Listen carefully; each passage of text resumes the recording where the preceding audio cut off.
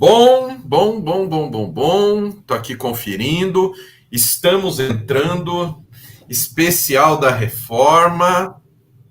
Espera aí que eu tô aqui na outra tela. A hora que ele entrar na outra tela, a gente engata a primeira. Vamos lá, filho.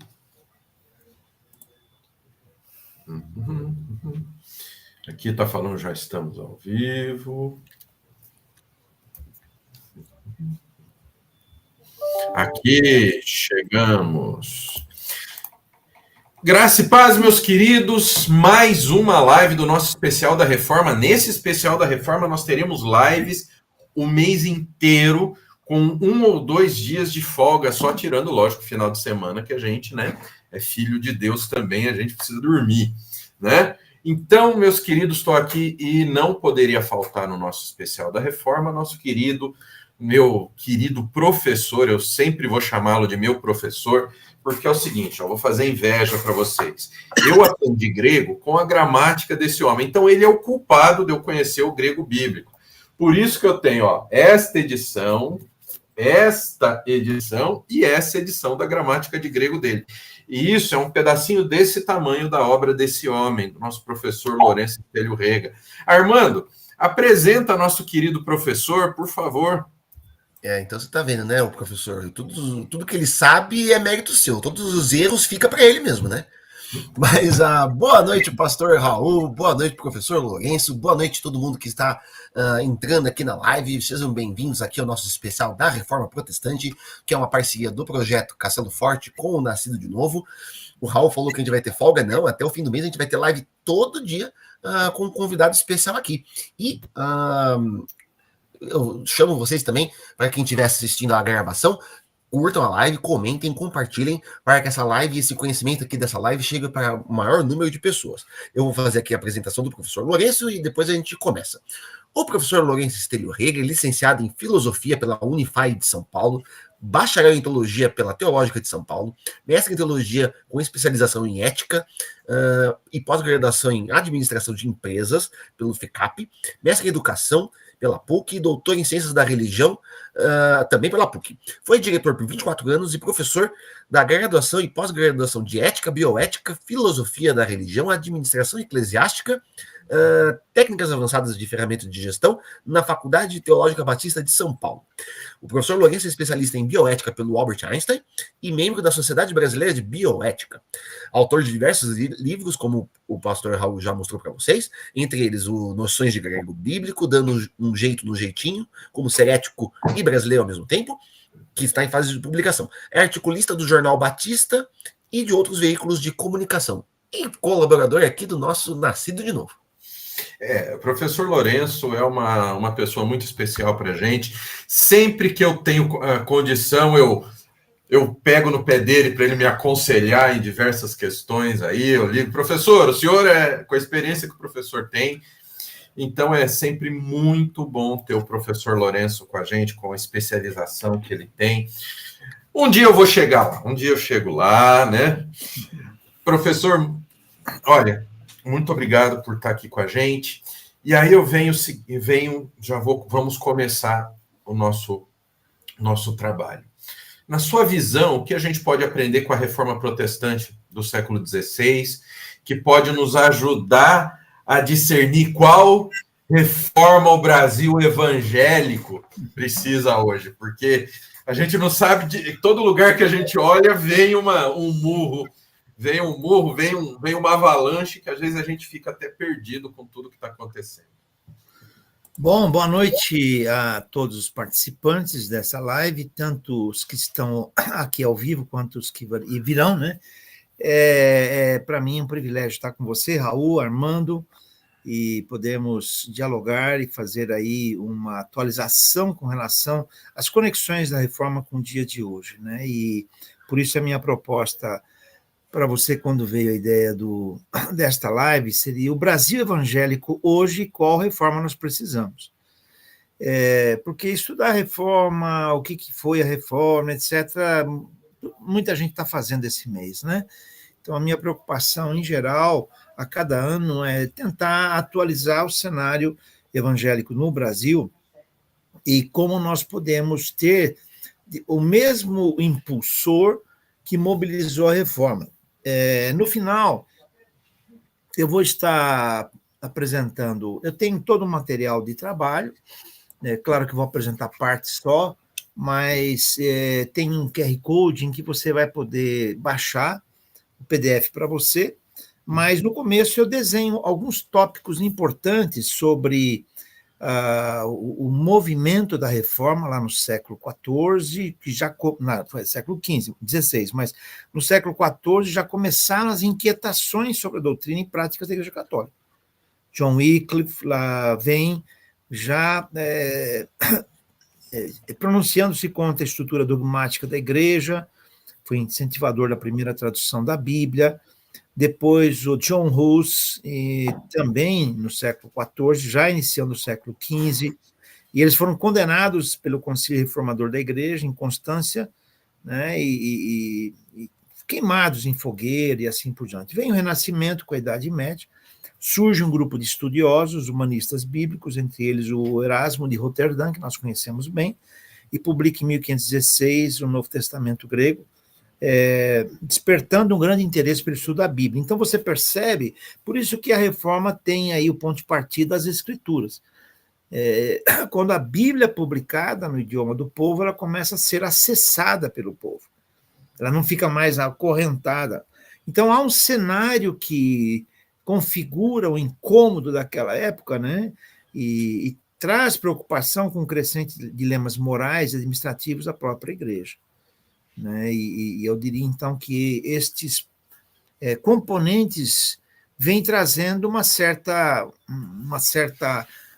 incômodo. Até um certo tempo havia uma letargia e um anestesiamento institucional, mas certos líderes surgem e começam a se incomodar. Vamos pensar que aí começa já a vir o Estado moderno.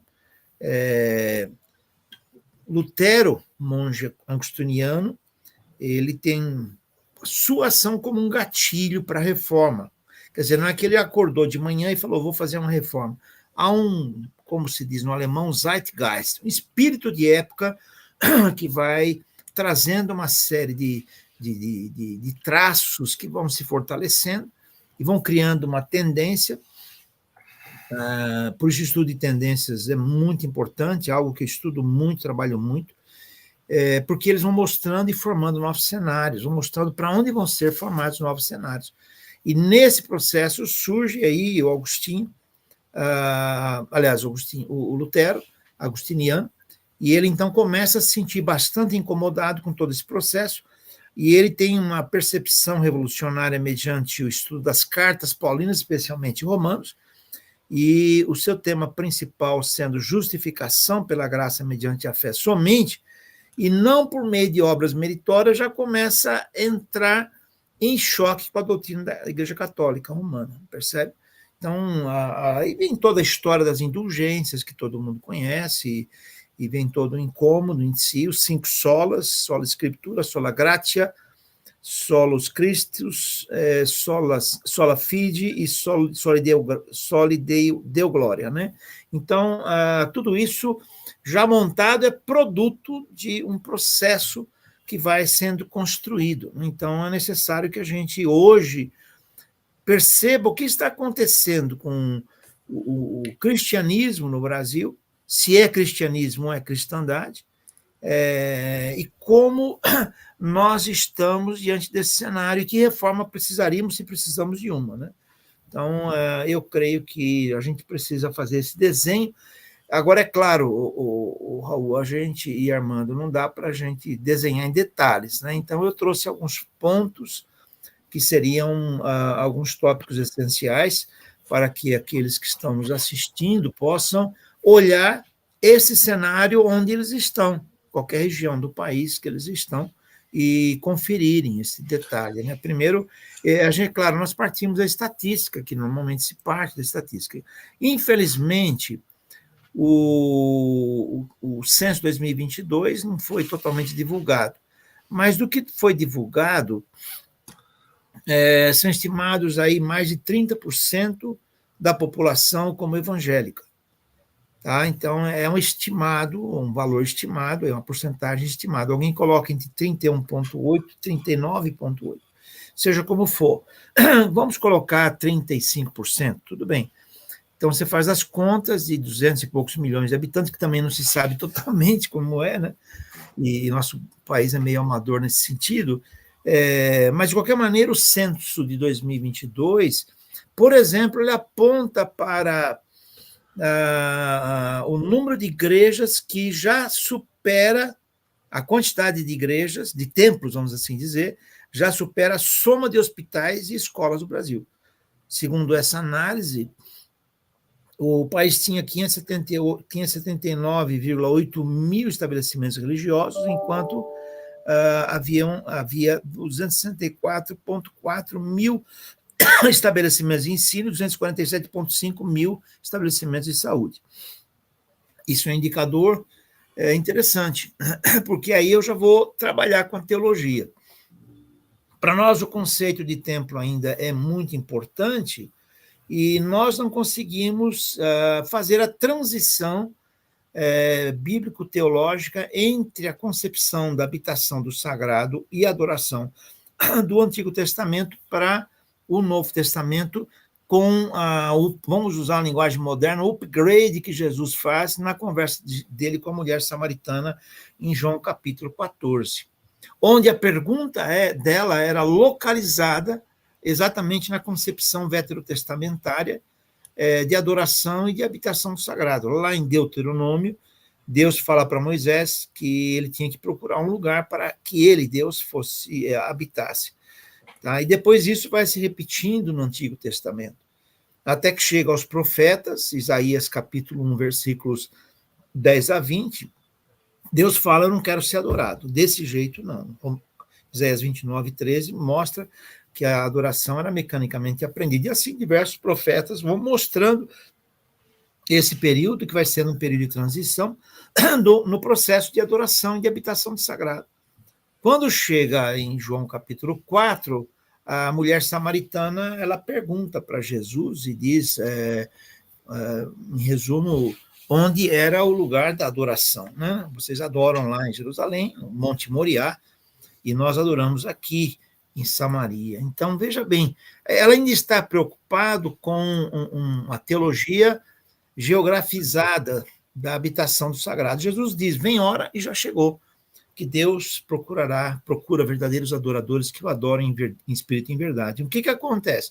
Quando você entende a Bíblia dentro do escopo de uma revelação progressiva, que Deus vai se revelando à medida que o ser humano ele vai compreendendo isso, ele começa por uma visão primeva, uma visão de início, e depois ele vai avançando, quando chega nos profetas, a um período de transição, para mostrar que a adoração ela não é ritualizada e depende de um espaço onde Deus habita. Isso é a transição. Quando chega, citei Isaías, mas tem os outros profetas, eles vão mostrando já a adoração interior.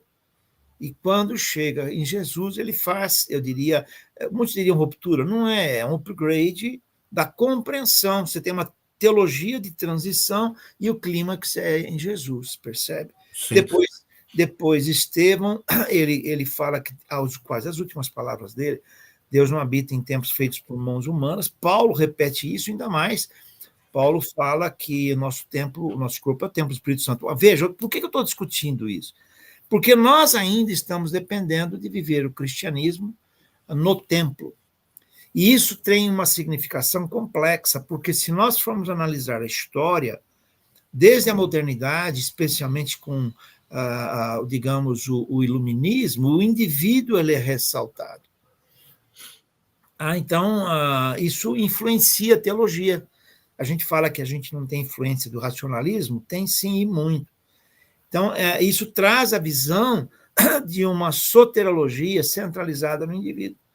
Traz a ideia de uma conexão de Deus com o indivíduo, e não com toda a criação, e não com toda a criatura em si. Quer dizer, Deus ele se lança em missão, Gênesis 3,15, para resgatar e recuperar, por meio de Jesus, claro, e do arrependimento e da fé, toda criatura e criação, não só o indivíduo.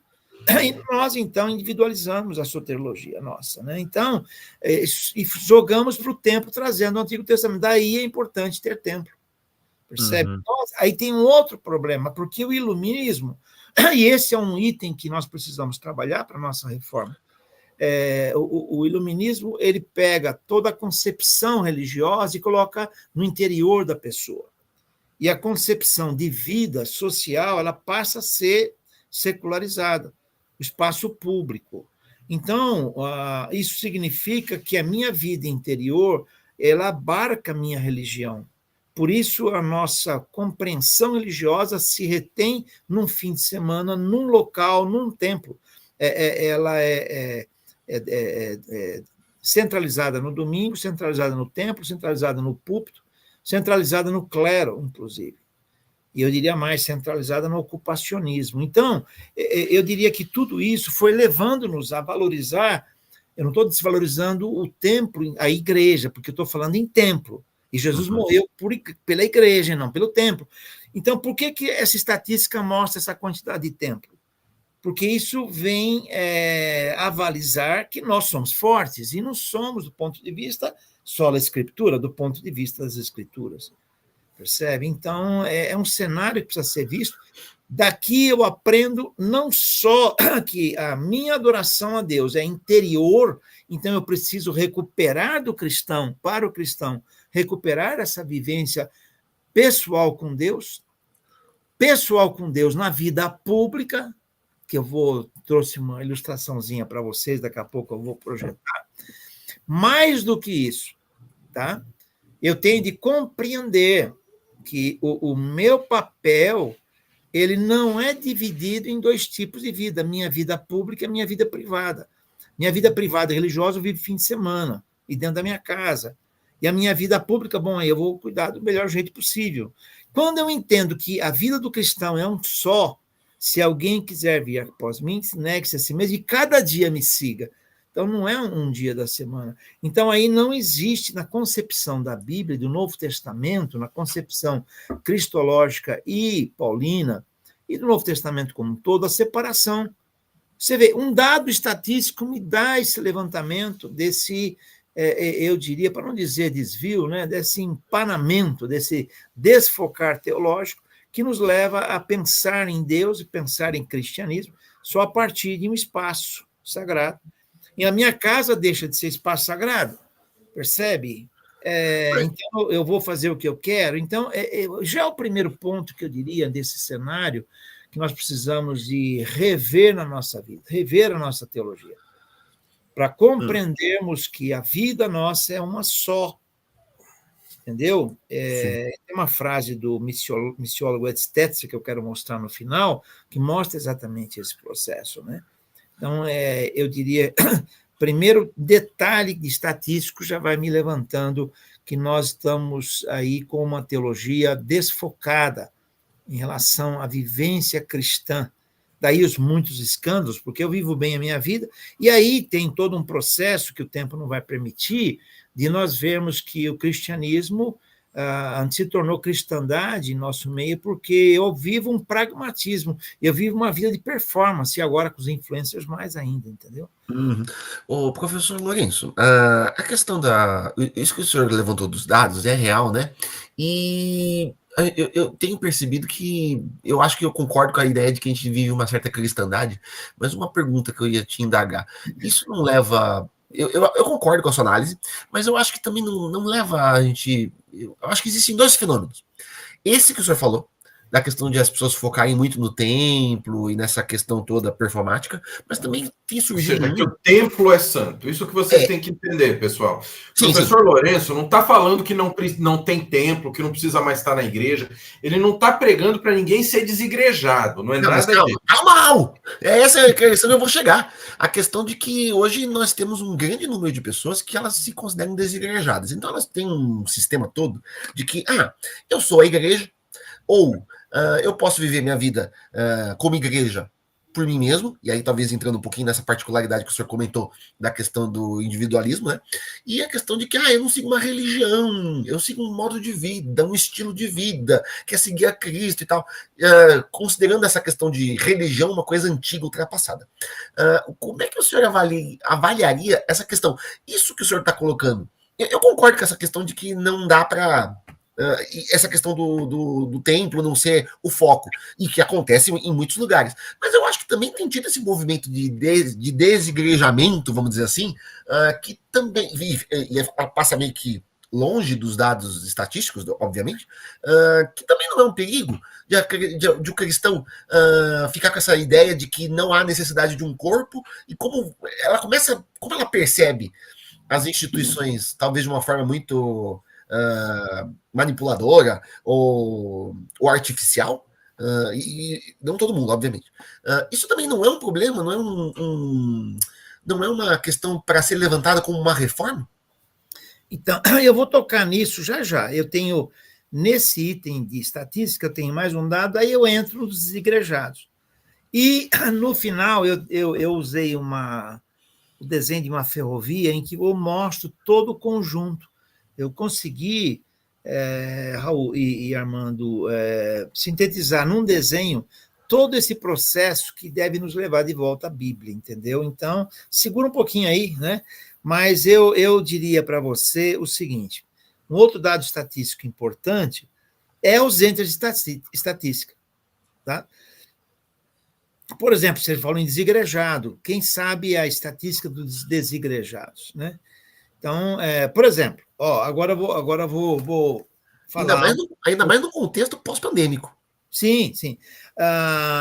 Por exemplo, nós não temos dados específicos, sejam das denominações históricas, do trânsito eclesiástico e religioso. Por que é trânsito? Quando a pessoa ela se evade de uma igreja, né, de uma igreja local, e vai para uma outra, ou de uma denominação para outra, ou para de uma igreja ou para não igreja, um desigrejado. Você não tem dados desse trânsito eclesiástico e trânsito religioso, para nós podermos discutir isso. Outra coisa séria para mim, que nós não sabemos com detalhes, e talvez até de maneira geral, a quantidade de jovens e adolescentes que nós temos, portanto, desconhecemos as novas gerações. É interessante porque a quantidade de ministros mais jovens não é perceptível, né? Eu vejo fotos de reuniões ministeriais, de ordem de pastores e tal, de conselhos e associações. O que eu vejo muito ou é cabeça com testa longa como a minha, ou cabelo grisalho, ou eu vejo também pessoas com cabelo branco, né?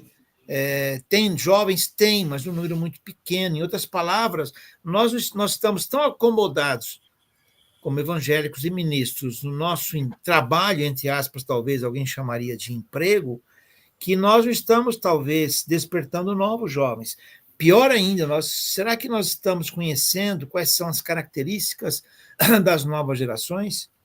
Ou talvez estejamos respondendo perguntas que nem existem mais, tá? E deixando de responder outras importantes. Por exemplo, todo mundo é livre para tomar decisões. Eu tenho uma teologia em que eu defendo que Deus deu liberdade a todo mundo. Não temos autonomia porque somos seres limitados, né, e dependentes, mas temos liberdade. Então, o que acontece? Jovens da igreja, eles decidem seguir um caminho ou outro, ou um caminho de um outro gênero, ou um caminho de uma profissão que nem sempre é louvável, que leva até a viver uma vida de ausência de prática de virtudes, etc.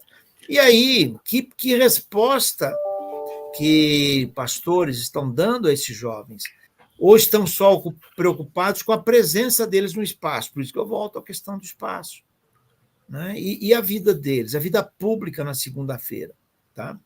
Ao final, talvez dê tempo de projetar aí o meu Instagram. Se você quiser receber artigos e entrar no meu grupo, de transmissão, é só você mandar no Instagram uma informação e eu te dou orientação. Vale a pena, viu, pessoal? Eu faço parte, o Armando faz parte, nós recebemos no WhatsApp os artigos que o professor escreve.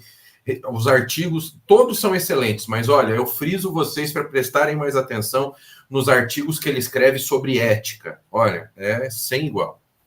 Obrigado, obrigado. Eu escrevi um artigo, foi republicado pela revista Comunhão, que somos parceiros deles, né? Uma revista que tem muito de vanguarda no Brasil, que vale a pena você assinar, enfim, estar no site comunhão.com.br. Saiu um artigo meu, Teologia da Segunda-feira. O sermão que nós ouvimos no domingo vai servir o quê? Para quê na segunda-feira? Então, esse é um outro detalhe. Nós não temos dados estatísticos dessas situações, né? Eu repito, o trânsito religioso, tá? Não temos estatística do trânsito eclesiástico, evasão de membros de igreja local, e hoje nem sempre as igrejas estão preocupadas em ter membros ou não, né? Esse aí é o meu Instagram, hein? E aí, então, a quantidade de jovens, adolescentes, as novas gerações, será que estamos preocupados? Eu vou dar um versículo aqui, olha aí, obrigado pelo meu Instagram, é meu nome sem acento, né? Não tenho C cedilha. Então, eu vou dizer o seguinte, né? Em 1 Crônicas, eu creio que é 12:34, a descrição da tribo de Issacar. Os da tribo de Issacar conheciam os tempos para que pudessem orientar o povo de Israel. Tá? Nós nem temos conhecidos os tempos em si por conta disso, né? Bom, isso me leva aí a tirar o incômodo do Armando, que ele está já incomodado, sobre os movimentos emergentes. Né? Eu tenho investido bastante tempo sobre os movimentos emergentes. No Brasil só saiu um livro sobre igreja emergente, nem foi publicado mais, embora a editora tenha lá, acho que 800 exemplares, e não coloca no mercado, ou no campo em si, sobre igreja emergente. Nós temos de estudar, porque as igrejas emergentes, elas não surgiram do nada.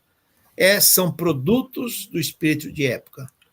E as tendências que não foram observadas produziram isso. Eu vou citar aí alguns movimentos emergentes, no Brasil. Primeiro, desigrejados.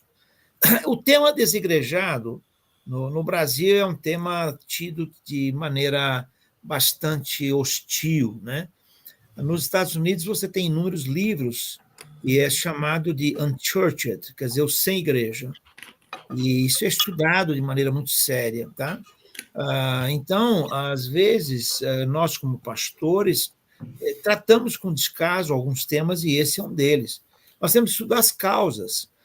Por que a pessoa ela acaba não se envolvendo na vida da igreja? E existem muitas causas. Não é simplesmente porque é um vagal religioso, coisa do gênero. Conversando com muitas dessas pessoas, eu noto que eles estão cansados de igreja. Há um livro escrito, Estou Cansado de Igreja. Estão cansados da formalidade, estão cansados do autoritarismo, estão cansados de serem vítimas em nome de Deus, por parte de alguns religiosos, de alguns ministros, percebe? Estão cansados da institucionalização da igreja, que se tornou um fim em si mesmo. Agora, é claro, tem aqueles que também não querem nada com nada, e a gente sabe disso, né? Eles têm a pólice de seguro contra o incêndio do inferno, tem o cartão magnético para entrar na Nova Jerusalém, está tudo bem para eles. Eu sei que tem isso, mas o assunto é sério, precisa ser estudado. Um outro movimento emergente que existe chama-se Igreja do Sofá. Tá? Após a pandemia, isso se tornou muito, digamos, evidente, né? Então, não há fidelização a uma igreja, a uma doutrina, que foi substituída pelo conforto do sofá e um culto ou mensagem mais atrativa. Seria um tipo de religiosidade de consumo? Talvez. Na época da pandemia, eu fiz uma estatística, né, foi a única no Brasil lá no fim dos anos 2020, 2021, e a gente publicou esses dados, eu acho que até o Ultimato aproveitou alguma coisa. A pesquisa, nós detectamos no final do ano 2020, início de 2021, que havia uma tentativa de voltar, e eu pesquisei cerca de 3 mil pessoas de diversos estados do Brasil, diversas denominações. Olha só uma pergunta que eu fiz. No período da pandemia, você teve acesso a outros pregadores que não o seu pastor pela internet? 85,8% disseram que sim. E aí eles responderam, mais ainda eu fiz, né? Comparando com o seu pastor, o que você me diria? 9,6% diz que o seu pastor realmente dava mais atenção, tinha mais conteúdo, mais alimento para eles. 28,1% encontrou expositores melhores das Escrituras. 62,4% dos expositores eram iguais aos seus pastores. Mas só 9,6% é que houve superação da atuação pastoral. Então, essa igreja se tornou uma igreja do sofá.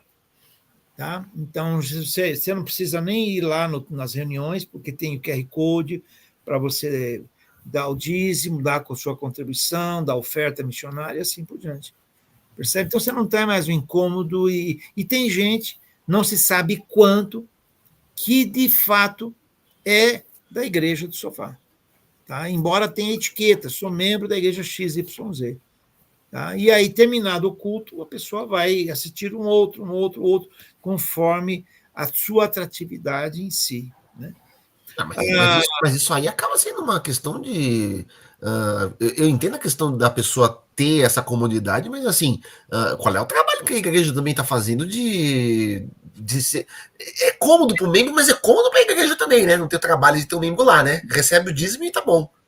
Vai ter menos trabalho em ter que pastorear mesmo ali em blocos, se envolver. E tem um outro dilema, né? Você fez a pergunta, o que a igreja está fazendo, eu colocaria o verbo no passado, o que a igreja fez, de tal maneira que esses membros preferem não estar em comunhão. Não é bom que o ser humano esteja só, quer dizer, nós fomos criados como seres gregários. A vivência eclesiástica me torna alguém, um ambiente em que há um partilhamento, seja a sua igreja tem pequeno grupo, ou uma igreja, um departamento, seja como for, quando você agrega pessoas, não é só para trabalhar, esse é um outro dilema, mas daqui a pouco eu vou falar do cenário da cristandade nossa, desculpa de chamar isso de cristandade. E fora deles encararem também a igreja, eu assisto o culto pela internet, envio minha oferta para a igreja, entre aspas, fiz minha parte. Espera um pouco, qual a diferença de você assistir um culto online, se é que a gente pode chamar de culto que é transmitido, né? E de você estar lá no local? Você está encarando o culto como mais um entretenimento, o que o culto não é. E chegou até absurdos, né? Eu vi gente fazendo Santa Ceia por internet, fazendo batismo por internet. E assim, tirando os casos extremos, que você sempre vai ter um caso ou outro que pode ser um caso extremo de pura necessidade, muitos outros é só comodismo. Então, aí vocês me levam a mais uma igreja emergente que eu tenho percebido no nosso meio, em diversas partes do mundo, mas como nós estamos falando de igreja brasileira, que eu chamo de igreja emergente do consumo cultural do entretenimento. Deu para pegar? Igreja emergente do consumo cultural. A igreja da parede preta? É a igreja emergente do consumo cultural do entretenimento. Em que não há diferença entre como você vai num show assistir um cantor de XYZ, ou você vai assistir um conjunto tocar e ouvir lá um sermão e dar a sua oferta lá. A igreja da parede preta. Não entendi.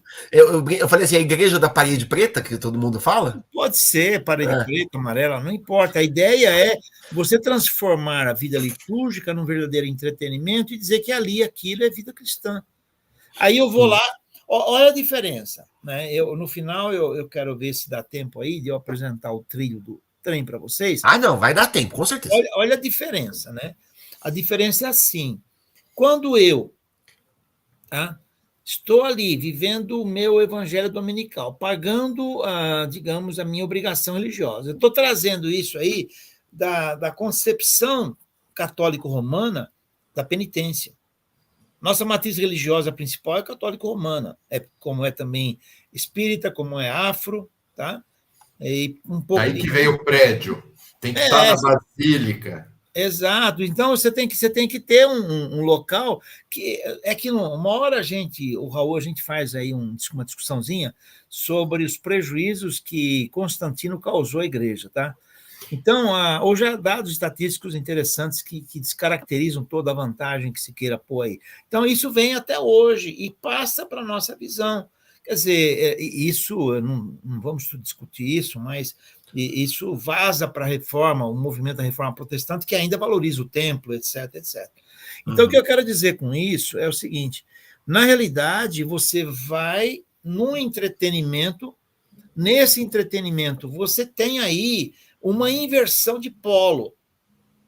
Na história do trilho, aí eu vou mostrar para vocês que a nossa maneira de viver é a história de Deus. A minha história, ela é a história de Deus, mas a gente inverteu. Nós queremos que Deus viva a nossa história, ele traga alegria para nós, ele traga, digamos, benesses para o dia a dia. Deus virou uma espécie de um analgésico para nós, e eu chamo de um personal guru na minha semana. Então, a igreja do entretenimento, ela produz uma autossatisfação e uma gratificação imediata, em que eu vou ali e me sinto abençoado por Deus. Tá? Então, isso acontece porque agora a chave é só o lado religioso e cânticos, etc. Mas o restante é como se eu estivesse num show, me sentisse bem. Então, aí, novamente, nós perdemos o conceito de adoração. Não me identifiquei com a pregação daquele pastor. Ai, foi linda. O senhor chegou a ver, teve um caso curioso, recentemente, de uma igreja no sul do Brasil, que eu acho que ela exemplifica muito isso que o senhor está falando. Uma igreja que eu vi vários vídeos, que o pessoal fazia questão de mostrar que era uma igreja, em que as pessoas iam lá bem vestidas e tal, né? Mas que a recepção era uma recepção muito bem feita, a pessoa chegava lá e tomava soda italiana, e tinha lá um encontro com as pessoas e tal. Aí toda a nomenclatura da igreja no Brasil em inglês, então era, né? Church e toda a recepção, né? E a igreja com muito cara de consultório médico, odontológico. E aí você entrava no espaço que é escuro, e aí tinha essa questão de toda o louvor, que parecia um show. Preparado, né? Um ambiente preparado, e que assim. Eu acho que na cabeça deles, eles até fazem isso de boa vontade, mas eu acho que eles estão tão imersos na cultura dominante que isso acaba sendo moldado não pelo que a palavra de Deus estabelece, mas o que eles estão respondendo pela cultura, a palavra de Deus. E aí você via, né, toda a questão de que a pessoa estava lá louvando a Deus e tal, uma palavra muito boa e tal, e aí todo mundo jogar e tal, mas todo um ambiente de teatro e tal. Eu, de maneira alguma, estou aqui fazendo qualquer referência negativa a pessoas que trabalham na área de música da igreja, de louvor. Não é isso. O que eu estou falando é que o louvor, a adoração, ela é um instrumento de Deus para a entrega da minha vida, e não o inverso em si, percebe? Então, essa igreja do entretenimento, o que acontece com ela? Ela leva a pessoa, o seu prazer, a sua autossatisfação, seu centro, e não Deus em si. Mas há uma outra igreja, uma igreja emergente do consumo cultural pós-moderno da inclusão. Tá? Então, essa igreja é a igreja em que ela faz uma crítica muito séria à modernidade e ao passado, e até aí à Bíblia, usando os referenciais da pós-modernidade, em que o centro, o eixo central, chama-se indivíduo. O indivíduo passa a ser legitimador da sua experiência religiosa. O fulano diz, olha, eu sou, digamos, aí um contador, etc., ou exerço uma profissão XYZ, que lá não é muito do bem, mas eu me sinto aceito por Deus. Então, pronto, você já está legitimado. Não existe pecado. Não existe. O pecado é legitimado. Você passa a ser legislador e juiz da sua vida. Então, aí você tem que atualizar a Bíblia, você tem que fazer uma série de avaliações e verificar o seu papel hoje no mundo. Você critica a pós-modernidade, valorizando, então, a construção social dos valores, né? Então, aí você vai defender a postura ligada a gênero, todo mundo tem o direito de decidir o que quer, mas aí agora você vai dizer que eu vou tomar uma postura diferente do plano da criação, ainda que eu seja cristão. É um direito que você tem, não estou dizendo que não é, estou só mostrando para você sobre o aborto e tantas outras coisas. É a cultura que estabelece os valores, percebe? E não mais a palavra de Deus. Não mais a palavra de Deus. Então, aí você tem uma outra igreja emergente, que é do consumo cultural pós-moderno da inclusão. Né? Então, em todos esses dois casos que eu citei da igreja emergente, do consumo do entretenimento e esta outra, em todos os dois casos, praticamente a religiosidade foi individualizada. Ela foi subjetivada, introjetada. É o indivíduo que legitima a sua experiência religiosa. Então, nós temos esse cenário muito grande hoje, no mundo e no Brasil não é diferente. Né? E aí a sua pergunta provavelmente vai ser a seguinte: e onde se localizam as denominações históricas? Nesse espaço de igrejas emergentes, né, do cenário que temos hoje. Bom, em geral, o que eu tenho visto é que elas estão se institucionalizando cada vez mais. Elas mantendo o que eu chamaria de giro institucional e mantendo a sua agenda, e tudo indica que estão se tornando cada dia mais entrópicas, tá? E cumprindo seus programas e agendas. Se você for verificar, quando você tem Gênesis, capítulo 3,15, o proto-evangelho, em que Deus se lança para recuperar a criação e a criatura, depois vai a Abraão, Gênesis capítulo 12, 15, e ele então mostra as nações, e depois de mostrar as nações, ele leva o povo de Israel a ser um povo de contraste diante das nações, e lamentavelmente Israel foi um povo de traste, não de contraste, e aí, em 722 a.C., Israel desaparece do norte. Do sul, 586, vai para a Babilônia, volta, e Deus, então, mostra para eles que essa herança de todas as nações, e eles ser um povo de contraste, permanece. Só que Judá se torna arrogante, se arrogantiza, aqui eu vou criar essa palavra, né? E aí ainda crucifica Jesus, o Messias, percebe? Então, o que acontece num caso desse? Vem a igreja dos dois povos, fez um só, e esse mandato de Deus, ele permanece para a igreja, percebe? Esse plano de recuperação e restauração de tudo vem pela igreja.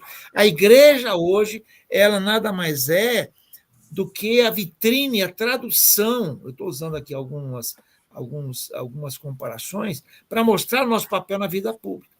E a história do trilho do trem vai mostrar isso para vocês. Tem 2 trilhos, eu vou mostrar os 2. Então, o nosso papel como igreja. Só que quando isso aí é uma visão, Johannes Blau, no seu livro A Natureza Missionária da Igreja, em 1960 e alguma coisa, ele diz o seguinte, está aqui o meu livro do meu lado, aqui, nem vou me levantar. Ele mostra que a visão que temos do Evangelho é que a nossa visão é de ser centrífuga. Então, não é entrópica, voltada para si mesmo, mas sinérgica. Então, a visão nossa tem sido centrípeta e não centrífuga. Nós nos voltamos para dentro da comunidade, transformamos a igreja, instituição, num fim em si mesmo. Então, eu estou tendo, assim, um incômodo em ver as grandes denominações históricas, inclusive, anotem aí, denominações pentecostais, sabe? Que se tornam entrópicas e não cumprem o seu papel. Desculpa aqui fazer uma digressão em Atos capítulo 1, versículo 8, tentando ali, digamos, invadir um pouquinho a cabeça dos primeiros discípulos de Jesus. Quando eles perguntam para Jesus, será o tempo que vai acontecer tudo isso? Estou lá em Atos 1, 5, por aí. E em 6, 5, 6 em diante, né? Aí Jesus disse, não compete a vocês saberem os tempos.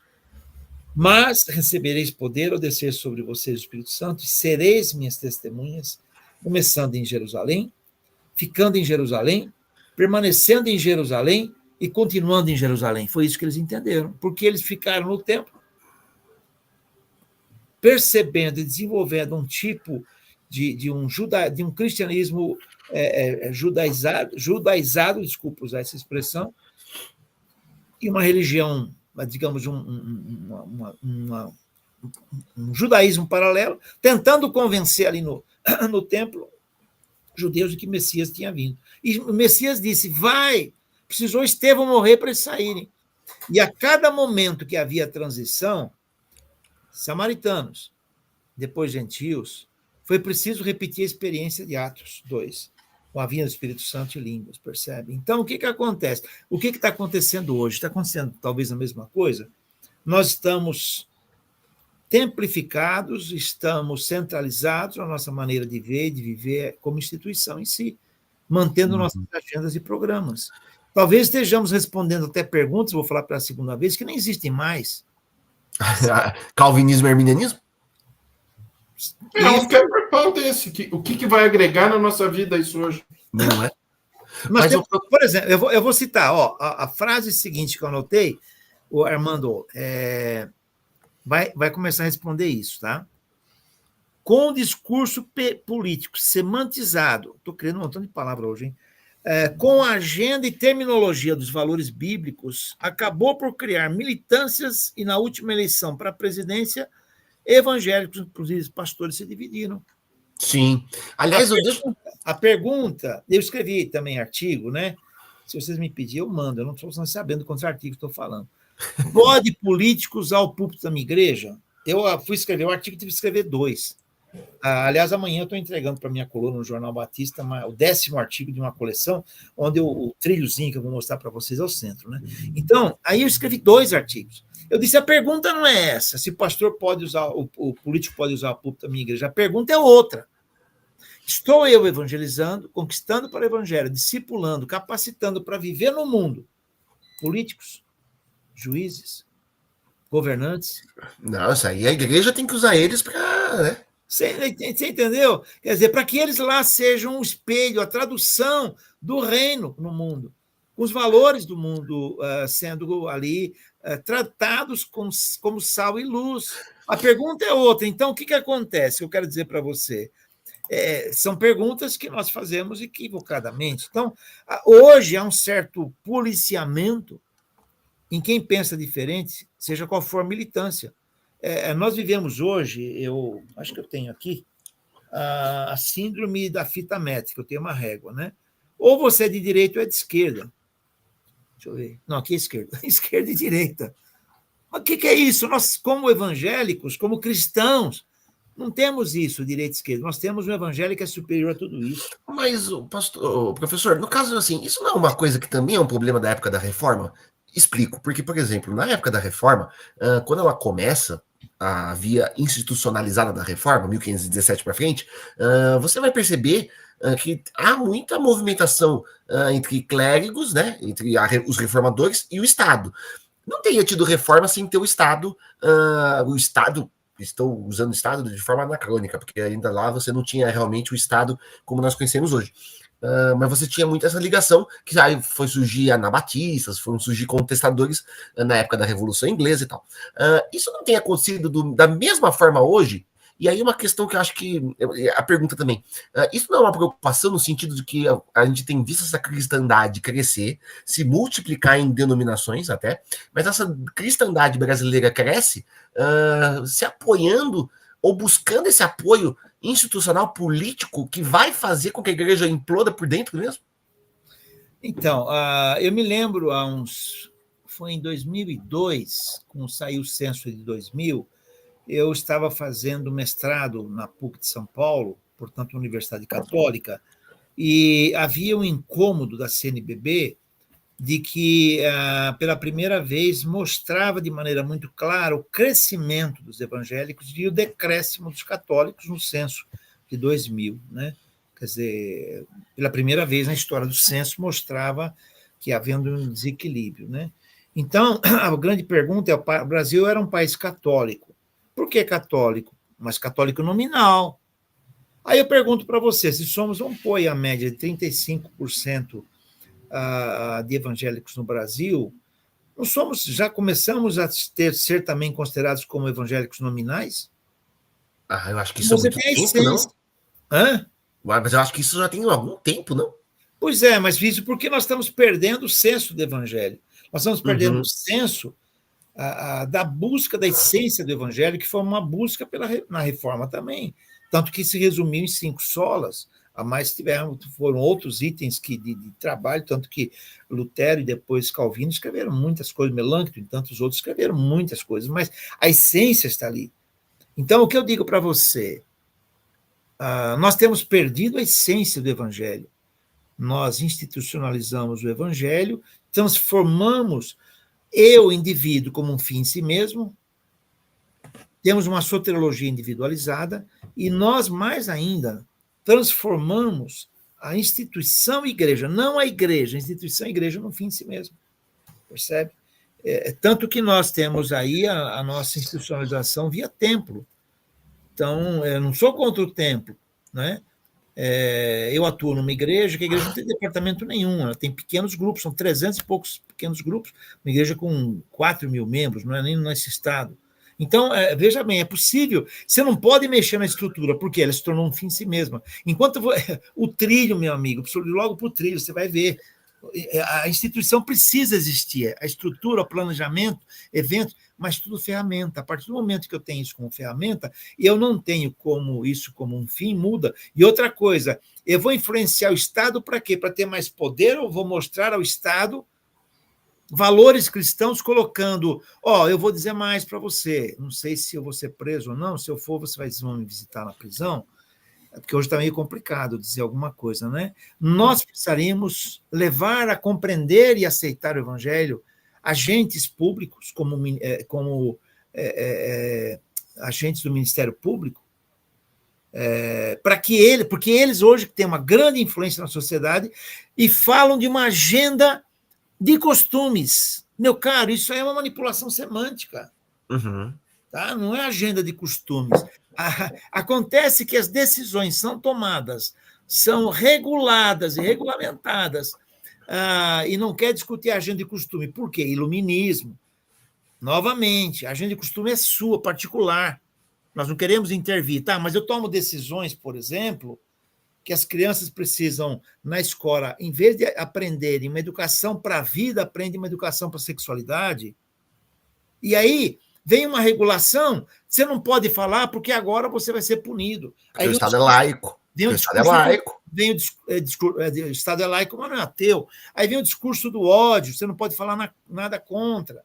Entendeu? Então, o que acontece, né? Se a agenda de costumes, não é que você esse costume é seu, mas nós vamos criar valores éticos que você vai ter que obrigar, vai ter que seguir. Então, isso aí é uma semântica, é um sofisma semântico, você entendeu? Por isso que eu digo para você, qual é o nosso papel como sal, como luz? Não é ter poder, mas é mostrar à sociedade que existe um outro modelo de vida a partir da criação, é a nossa cosmovisão, a partir da criação, que é um modelo de vida que realmente coloca em ordem a casa. É o seguinte, eu tenho ventilador. O ventilador foi feito para funcionar em 110 volts. Eu ligo em 220 volts, o que vai acontecer com o ventilador? Ele queima, né? Porque não foi feito para ou ele não vai funcionar, porque aqui na minha casa o ventilador ele liga só no 220, se for no 110 não vai. Não, é o inverso. Eu tô enchendo saco porque o meu ventilador é 220. O que eu quero dizer para vocês é o seguinte, é que existem especificações da vida que o Criador criou. Mas não creio na criação. Tá bom, então é um direito que você tem, eu creio. Agora, você vai dizer que é um discurso de ódio, eu estou falando que creio na criação? Eu te dou o direito de você ter a sua opinião, agora eu tenho o direito da minha. Sim. Nós precisamos aprender. Eu vou falar com vocês o seguinte, sobre gênero. Gênero é um tema muito complicado. Talvez. Tá? Primeiro, todo mundo tem o direito de escolher para a sua vida o que bem entender. Tá? Segundo, quando eu mostro a minha posição, que é diferente da posição cultural, eu não tenho preconceito, eu tenho um conceito diferente. Você entendeu? Eu tenho uma proposição diferente. Eu estou falando para vocês que é como o meu trabalho de ética, meu diálogo com as pessoas que não são cristãs. Eu digo, olha, você tem todo o direito de expor o seu pensamento. Contudo, eu não tenho o direito de chamar você preconceituoso porque você pensa diferente de mim.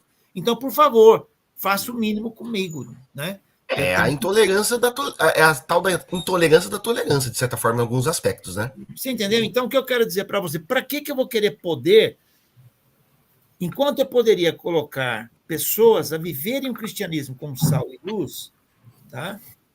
No mundo, para que eles possam abençoar o mundo com os valores cristãos. Porque senão você não vai ter valores cristãos, você vai ter os dos outros. Sempre você vai adotar um valor ético. Você entendeu? E outra coisa, ó, Jean-Paul Sartre, no meu livro sobre o aborto que estou escrevendo, eu cito Sartre. Jean-Paul Sartre, ele diz o seguinte, que nós sempre decidimos. Tá? E eu estou aqui parafraseando, mesmo uma não decisão, uma decisão de não decidir. Tá? Então, eu sempre vou decidir qual é o referencial que eu tenho. Esse é o grande dilema que temos hoje. Infelizmente, eu vou adiantar um assunto, a formação teológica ela se decaiu, porque ela não está formando pessoas de maneira correta e adequada para poderem dialogar no mundo. Nós perdemos o direito de sermos ouvidos no mundo, porque nós não conseguimos responder aos dilemas do mundo. Você entendeu? Vem aí, nós entramos, então, com a agenda ou de direita ou de esquerda, dependendo da nossa posição, em vez de discutir os assuntos. Você percebe? Você vai discutir aborto. Vamos lá, exemplo prático. Você vai discutir aborto. A mulher foi violentada. Então, eu não posso olhar para a mulher como uma pessoa que está sofrendo. Ela foi vítima de um ato de violência, em vez de aquele conceito ser desenvolvido dentro do... E nós, homens, não temos a mínima noção de gravidez. A máxima que eu tenho é quando minha esposa teve nossos 3 filhos, eu dormia, punha a mão na barriga dela e acordava de madrugada. Então, eu tenho de considerar o sofrimento da mulher. Eu tenho de considerar o fato em si. Eu não vou dizer o problema dela de jeito nenhum. Agora, quando eu vou para a genética e quando eu vou para a embriologia, eu vou descobrir que na clivagem, na segmentação celular, há uma transmissão de código genético que vai modelar a minha vida, não só biológica, mas também em outros aspectos, até o meu termo, que se fala na medicina, até a morte. Então, eu tenho também de entender que ali é um produto de concepção que está sendo desenvolvido, que, embora seja um conjunto celular, ele não é o conjunto celular, a extensão da mulher. Não é um braço, vou cortar meu dedo, não quero meu dedo. O dedo é dela. Outro ser. Então, eu tenho 2 fatos aí, reais. Como é que eu faço? Existe na bioética um princípio chamado moral do duplo efeito. Se eu protejo a mulher, eu elimino o ser concebido. Se eu mantenho o ser concebido, eu desprezo a mulher. Então, existe todo um projeto de trabalho que eu estou desenvolvendo nesse livro de aborto para mostrar esse processo. Mas isso não é uma questão, professor, isso não é uma questão que estão tolhendo, de certa forma, a igreja, ou... Eu concordo com o que o senhor falou de não estarmos bem preparados para esse diálogo, mas também não há uma certa parte em que esse diálogo ele é impedido porque já vem com um preconceito que às vezes nem surgiu no nosso meio. Porque, por exemplo, uma impressão que eu tenho muito forte é que assim, o Brasil tem, ok, os evangélicos têm crescido no Brasil, mas muito das discussões em que os evangélicos são envolvidos, elas vêm de uma percepção de fora que as pessoas têm do catolicismo romano para nós. Porque, assim, tudo bem, tem toda a influência de que somos um contexto brasileiro, tem a influência católica, mas tem discussões que, assim, porque a Igreja Católica tem, nesse assunto, por exemplo, tem posições muito firmes. Nós também temos, mas eu acho que esse diálogo ele não está vindo todo de nós para lá, entende? Mas aí é que está, quando eu não... Por exemplo, eu atuo em educação teológica desde 1976, não é de hoje, né? São algumas décadazinhas aí. A grande discussão de líderes denominacionais precisamos formar pastores e não teólogos. Aí a minha resposta é uma outra pergunta. Como é possível formar médicos sem medicina? Sim, isso é uma outra coisa. Então, quando você pensa que colocar um jovem para estudar teologia, em 1 ano ele está preparado para ir para o campo missionário, porque tem que ser logo, ou para que estudar? Então, aí nós temos que estudar a matriz curricular, para você ter uma ideia, entendeu? Estudar a atuação, o workflow, o processo todo de trabalho no seminário, para você ter uma ideia. Em 1990, eu desenvolvi uma pedagogia que aplicava na minha direção, não foi pouco tempo, foram 24 anos, na Faculdade de São Paulo, chamado Pedagogia Integral. É uma visão que veio de Lausanne, num conceito de olhar o ser humano como um todo, tá? Foi em 1990 que eu desenvolvi isso e fui aplicando. Então, você tem 5 verbos de ação pedagógica que você trabalha com o ser humano como um todo. Em 1992, um estudioso chamado Jacques Delors, ele desenvolveu um projeto para a Unesco chamado 4 Pilares da Educação. Então, eu desenvolvi os 5. Ele esqueceu de um, a área emocional. Percebe que hoje é fundamental. Então, é possível formar o aluno de maneira integral, desde que eu use a abordagem correta. Aí vem um líder denominacional, seja qual for a denominação, é prático, pragmático, instrumentalista, e ele fala, tem que formar pastor e não teólogo. Tá, vai formar pastor com que base? Vai formar Você iria num médico em que o cara só teve informação prática de medicina?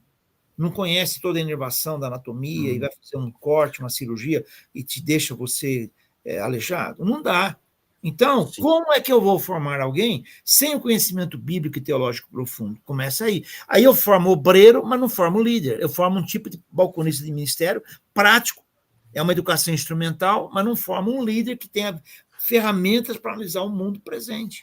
Mas aí é uma educação, o que vai acontecer? Você tem o líder denominacional, ele não quer que o pastor aprenda teologia, como o professor disse.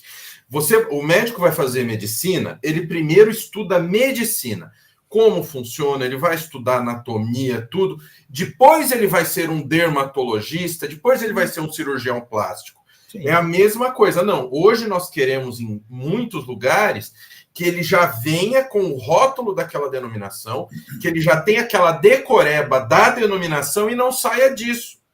Então, por isso que aqui no Nascido de Novo a gente tem a gente bate na tecla que nós somos um seminário interdenominacional. Por quê? Você vai aprender a teologia, você vai aprender como médico o sistema nervoso, muscular, como funciona o músculo, como é o coração.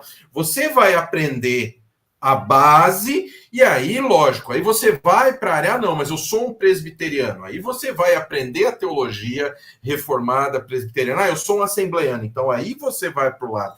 Mas você vai ter a base para produzir boa teologia, o que está sendo cortado. Não, você, como o professor disse, vai ser um balconista denominacional. Você vai engolir o que a denominação quer, você vai engolir só aquilo, muitas vezes, que um pastor quer, entendeu? E não vai ter...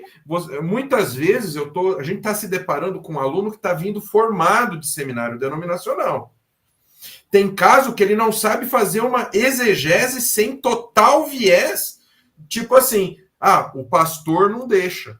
Peraí, mas aí, se ele foi formado para ser um prático, ele sabe fazer um batismo, redigir uma ata, consertar a fechadura do templo, sabe ministrar uma ceia, sabe fazer. Você já viu como que pastores se encontram? Em geral, qual é o tipo de pergunta? Você lembra? Em congressos? É assim, como vai você? Tudo bem? Qual igreja você está? Quantos membros tem? Quanto você batiza por mês? Quanto é o orçamento? Quanto é o seu salário? Qual é o seu plano de crescimento? É tudo funcional. Então, o que acontece? Não parece que os seminários, né, não me parece que está formando líderes para o atual cenário de mundo e para a agenda atual do mundo. Então, nós temos perdido o direito de sermos ouvidos pelo mundo. Nós não temos como responder para o mundo, você entendeu? Então, vou te dar um exemplo. Em agosto de 2018, eu fui um dos expositores no STF sobre o assunto do aborto. Tá? E esse livro meu vai ter esse documento, inclusive, que são cerca de 30 páginas, vai ter o QR Code para quem acessar. O que acontece? Eu fui lá, eu não li, na minha abordagem de 30 páginas, lá eu falei em 20 minutos, um versículo bíblico. Eu não entreguei a Bíblia para a ministra. Aí, quando eu voltei para o meu estado, diversos pastores me criticaram, você tem que ter dado a Bíblia para a ministra, tem que ter um versículo bíblico. Eu fui falar da criação, eu fui falar da genética e da embriologia, percebe? O que acontece? Aí você vai no Novo Testamento, né? A gente acha que lendo a Bíblia resolve, lendo um versículo bíblico resolve para a pessoa, e pode resolver com certeza, mas a gente acha que é um tipo mágico, né? E aí, caixinha de promessa. E aí, veja bem, você já parou para pensar, Armando e Raul, que, em geral, no Novo Testamento, se utilizava o Antigo Testamento, geralmente a Septuaginta, com os judeus, com não judeus era o diálogo. Você já parou para pensar nisso? Em geral é assim. O método cosmológico, as pessoas acham que vai evangelizar o ateu, vai chegar lá, não, como que é isso? Não, Deus existe porque aqui em Gênesis e etc. Você apresenta as 4 leis espirituais, está resolvido. Então, você ensina o camarada a usar as 4 leis espirituais, mas não ensina o porquê. Né? Quando você vê o exemplo do trilho que eu vou te dar, estou provocando vocês. Quando você vê o exemplo do trilho, eu vou te mostrar por trás de tudo que existe, percebe? Então, a educação teológica, ela não pode ser opinativa. O fulano fecha uma opinião, eu sou, digamos, midi-tribulacionista, ou sei lá o quê. Fechou a opinião, por que você é? Sabe uma coisa que eu agradeço muito aos meus mestres, especialmente Ricardo Sturz, Thurman Brandt, que foi também meu mentor? Você vai crer o que crê, então você vai ter que defender a sua posição, vai ter que mostrar que as outras posições elas não são fortalecidas. Você tem que sentar e estudar, trabalhar, dialogar e aprender a dialogar. Hoje a teologia é opinativa, tá? Nós temos que entender que, em geral, a educação teológica hoje atende mais a dinâmica da igreja, nem tanto a do reino. Me parece que está fortalecendo mais a dicotomia entre o clero e o laicato, fortalecendo mais a visão clerical. E aí a gente cai num outro problema, a gente está caindo muito num pastoreio ou em empregabilidade. Então, eu trabalhei ontem, estava esperando vir um encaminhamento de trabalho, trabalhei ontem na digitalização e tradução desse livro aqui. Está esgotado, não existe. Então, quero ver se uma editora, talvez a Esperança, publique. Em inglês é Mission of Theology and Theology as Mission. A missão da teologia, a teologia como missão. E mostra, esse livro é interessantíssimo, porque ele vai mostrar o relacionamento que tem teologia com missão, não missões. Missões está lá, mas não é, esse é um outro ponto. Nós preparamos as pessoas para missões e pouco para missão. Aí eu vou mostrar pelo trilho do trem para vocês que nós precisamos avançar, nós não podemos cortar. Então, a educação teológica, ela me preocupa hoje, porque se você... E aí entra o meu trabalho no mestrado em educação, na PUC, em que eu fui trabalhar com o ideário da educação teológica. Quando você tem a educação teológica, que ela instrumentaliza, talvez, eu não estou dizendo que faça, talvez até domestique os seus alunos, e não crie alunos que sejam ministros de Deus, que saibam fazer. Vou falar da pedagogia integral, que conheçam profundamente e reflitam na Bíblia, mas que sejam modelos de vida e tenham caráter, verbo ser, mas que saibam cuidar de gente e que tenham as emoções equilibradas. 5 verbos de ação pedagógica. Aí eu vou formar meramente um obreiro em si, você percebe? Então, mas professor, como é que... Eu entendo toda a proposição, mas, assim, me dá a impressão, às vezes, que pessoas que entram nessa área, elas começam a ficar ecumênicas demais. Em que área? Essa questão dessa interligação entre teologia e o diálogo com o mundo. Não que eu acho, por exemplo, quem eu acho que tentou fazer isso muito bem, o John Stott, por exemplo, o Billy Graham, de certa forma, como que isso pode ser um caminho, essa questão toda, num meio mais conservador, em que, como é que você pode ter uma provocação em que saia desse viés político e faça com que pastores e membros quebrem essa barreira, né, de clérigo e laicato e consigam andar com isso sem jogar o texto bíblico fora? Porque às vezes me dá essa impressão. Qual o primeiro sola? Sola Escritura. A partir do momento, eu acho que eu tenho aqui também, talvez, hein? Vamos ver se eu tenho aqui. São materiais. Que pena, não tem. Há um livro do Michael Gorin e um outro colega dele. Ele vem no Brasil uma vez por ano, segundo semestre, que ele escreve sobre a introdução à cosmovisão cristã. Eu creio que está esgotado esse livro no digital, já pedi para a Vida Nova reproduzir, mas livros acadêmicos não tem muita saída. Você pode comprar no digital, no Kindle. Tá? Introdução à cosmovisão cristã. A partir do momento que, estudando a Bíblia, a partir do momento que eu conheço a palavra de Deus e estabeleço um princípio, a questão de fé, não é questão lógica, que, tá? É que não tem tempo de mostrar tudo que eu gostaria. A partir do momento que eu parto do plano da criação de Deus E, para mim, plano da criação, a minha cosmologia, Raul e Armando, ela é muito forte. Tá? A partir do momento que eu tenho como ponto de partida o plano da criação, com letra maiúscula, caixa alta, P e C, plano da criação, que é o plano que Deus estabeleceu para a sua criação. E aí, em missiologia, a gente trabalha com o mandato cultural, Gênesis 11, 5 em diante, 26 em diante. Deus nos deu a capacitação de criar cultura, porque o ser humano cria cultura, isso foi desde a criação. Deu liberdade ao ser humano para tomar as decisões. Não tinha nenhum sensor de presença para impedir o ser humano de acessar o árvore da vida, a árvore do conhecimento do bem e do mal. Portanto, a primeira rebelião, eu já não uso mais queda, eu uso a palavra rebelião, foi ética, foi de dependência ética. Então, a partir do momento que eu começo a analisar as escrituras e começo a ver esse plano todo de Deus e que há uma rebeldia e que há um desenho nisso, que a morte de Cristo na cruz do Calvário recupera tudo isso, eu tenho para mim que eu não tenho que discutir mais nada. Para mim, há uma frase que eu vou citar aqui já, do que vem de uma aprendizado com Ed Stetzer, que é um missiólogo, que mostra a centralização necessária que eu preciso.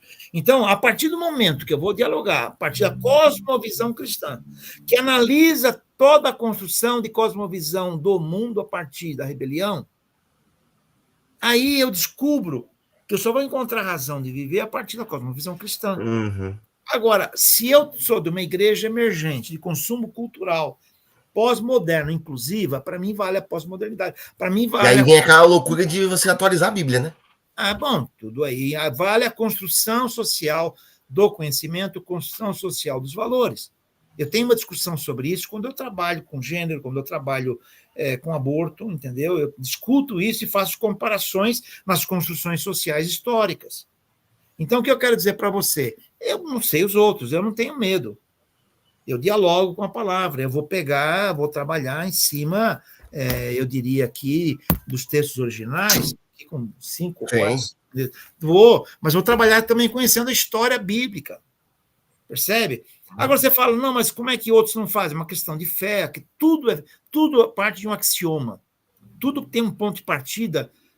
Eu tenho a mesa aqui, os objetos estão em cima da mesa, eles dão suporte. Isso a gente chama de grau zero de conhecimento. Acho que é Ivan Gonçalves, um filósofo da USP, eu não me lembro, que fala do grau zero de conhecimento. Até a física faz. Quem trabalha muito hoje com a concepção newtoniana da relatividade? Tem muita gente que trabalha, mas hoje é física quântica, até na ciência exata. Sempre parte de uma base. Qual é a sua base? A pergunta é essa. Você percebe? Então, eu não tenho medo disso, né? Agora... Mas é uma boa consideração, porque eu acho que tem muita gente que faz um pouco disso que eu falei, né?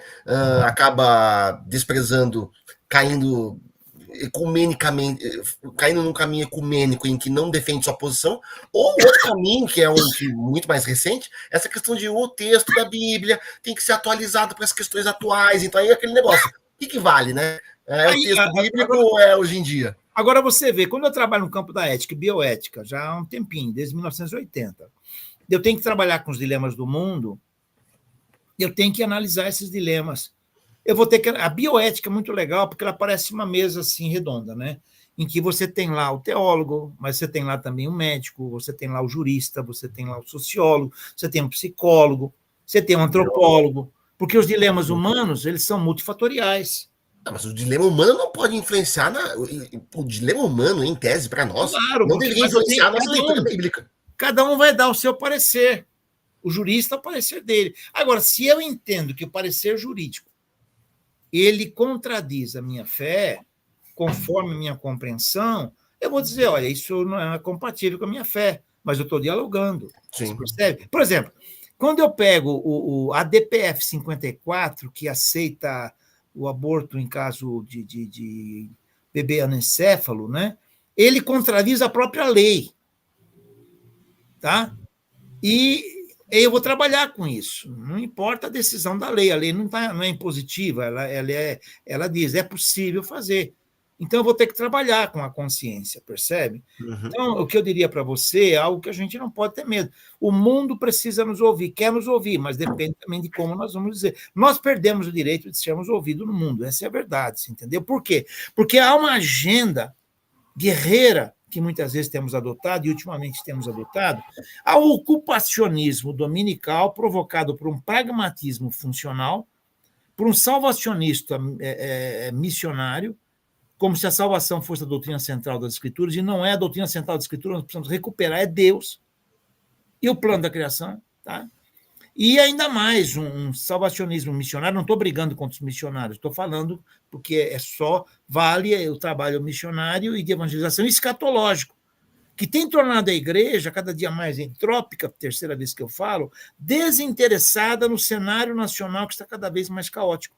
Então, nós vivemos aí de tal maneira que hoje, Lausanne, agora há 50 anos, Lausanne 4, tratou da igreja perseguida.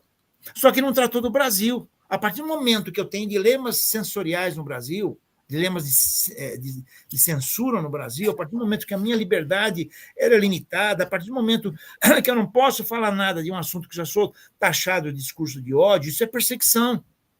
Então, o Brasil hoje tem uma igreja perseguida. Só que Lausanne não tratou. Por quê? Lausanne agora, você disse? Lamentavelmente, a coordenação brasileira não quis levar. Eu avisei.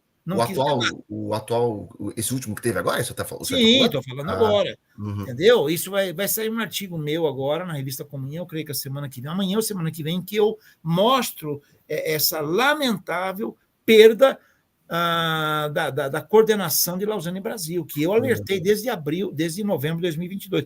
Será que nós estamos anestesiados? Será que o que ocorreu com o nazismo na Alemanha não nos ajuda hoje a compreender o papel real da igreja em relação ao mundo, em seu papel profético, e não apenas um papel de proclamação? Então, essa é uma grande preocupação que eu tenho, percebe? Porque, na realidade, nós estamos aí num tipo... A minha pergunta, será que nós estamos num tipo de um cristianismo de entretenimento de fim de semana e deixando o país rolar do jeito que está?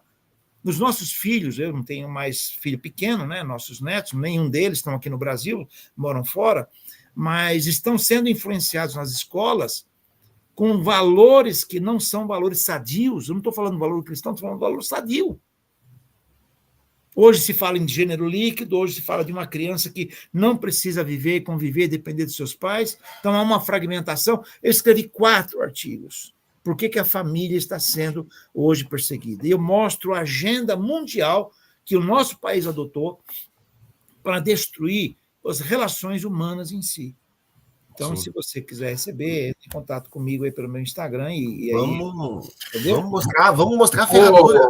Vou ser mais claro. Professor Lourenço, graças a Deus, é bem polido. Eu não, eu já sou cavalo, né? Falando em polir ferradura. Enquanto enxergam igreja como negócio, porque o negócio, ele agrada a clientela. Então, esse é o ponto. O negócio agrada a clientela, senão a clientela vai embora, eles não vão faturar. No aumento caixa, né? Bom, mas olha, a gente já está avançando aí no horário, eu queria que vocês me dessem mais alguns minutos para eu mostrar para vocês. Todos, pode ficar à vontade. Tá, mas eu queria mostrar para vocês, eu queria agora entrar na apresentação, né? Antes do professor colocar a apresentação, deixa eu mostrar uma coisa para vocês e lembrar o pessoal. Sim. Só mostrar a tela aqui. Sim. Pessoal, eu lembrar vocês que nós temos o quê? Nós temos esse gráfico que eu fiz com os principais movimentos, tá? E as principais denominações cristãs. E aqui você tem todos os cursos aqui do Seminário Nascido de Novo. E eu quero colocar para vocês esse curso aqui, ó, de apologética cristã, que o que ele vai trabalhar? Ele é um treinamento, porque como o professor Lourenço falou, ele falou uma coisa muito interessante, né? Ele colocou, a pessoa já vai com as 4 leis espirituais ali decoradas, aí vai falar com um tipo de religioso que ele tem a ciência como religião. É o ateu modinha agora, né? Você pergunta, você fala para ele, você crê, eu creio na ciência. Crê na ciência, então você tirou nota boa na escola de biologia, física, matemática, ciência? Não, fiquei de recuperação, nem terminei ainda o estudo. Ah, tá, e você crê na ciência. Tudo bem. Quando você vai evangelizar uma pessoa dessa, não é com as 4 leis espirituais. É com algumas questões que é o quê? Argumento ontológico, argumento cosmológico, argumento teleológico, o moral, histórico ou etnológico. Por quê? Porque primeiro você tem que mostrar para ele que existe um Deus de uma forma que ele entenda. Aí você vai vir com as 4 leis espirituais. Aí você vai mostrar qual Deus é esse. E isso nós ensinamos no nosso curso de apologética. Né? Depois tem o curso Defenda-se do Liberalismo teológico, como identificar o pensamento liberal dentro da tua igreja e como usar a ferradura para pôr para correr. Aí a gente tem o método devocional diário, que vai te orientar como arrumar tua agenda, né, para que você consiga ter tempo para estudar a Bíblia, o que ler na Bíblia e como orar, como viver, fazer uma leitura orante da Escritura, descomplicando o seu estudo bíblico para fazer um estudo indutivo, onde as provas vão te levar à conclusão. E não como estão fazendo hoje aí, que o cara vem com preconceito, um conceito pré-concebido, e aí ele vai ele vai obrigar as provas a falarem o que ele quer. Não, você vai aprender a fazer o estudo indutivo. Aí tem tudo sobre a Trindade, que te apresenta a doutrina da Trindade, e o Projetando a Vida, Gênesis Revelado, que vai te mostrar a criação trinitária. Você vai ver a Trindade criando e por que a gente foi criado à imagem e semelhança de Cristo, e em Cristo nós temos que voltar a ter a imagem e semelhança de Cristo. E aí, lógico, o curso principal aqui do Seminário Nascido de Novo, que é a nossa formação completa em teologia, nosso bacharel livre em teologia, que só em outubro de 297 ele está por R$230, porque aqui pra gente a educação cristã é uma missão, tá? Não é pura e simplesmente um negócio. Esse e-book aqui, com o gráfico das denominações, você pode baixar, o link está aí na descrição do vídeo, tá bom? Agora vamos lá, que agora eu quero ver. Agora nós vamos ao gráfico dos trilhos, que nós estamos esperando. Ferradura, não sei. O professor deixa para o final. Vamos lá. Então, o que eu quero desafiar vocês é em busca de uma igreja e educação teológica missional. Nós estamos usando muito essa expressão, esse adjetivo missional, para você ter uma compreensão mais ampla. Você fala, por que não missionária? Você já vai ver por que não missionária, tá? E você vai ver por que missionária, tá? Vamos lá. Deixa eu só preparar aqui. Então, a igreja em missão. Como é que eu compreendo a igreja em missão? Veja, mas a missão da igreja é missões. Espera aí, segura um pouquinho isso aí, segura um pouquinho. Quando eu falo em missão, eu estou falando de que em Gênesis capítulo 3:15, quando Adão e Eva se rebelaram contra Deus, ele se lança para recuperar toda a criação e criatura. Portanto, a redenção de Jesus, a reconciliação, é muito mais do que só trazer um cartão magnético para o indivíduo. É recuperar toda a criação e a criatura. E aí Deus se lança em missão para recuperar isso, percebe? E aí ele vai levar Israel, nega, Judá nega, e agora a igreja. Então aí eu chamo uma ilustração para tentar explicar isso, que é muito simples de compreender. É uma ferrovia natural, com 2 trilhos, etc.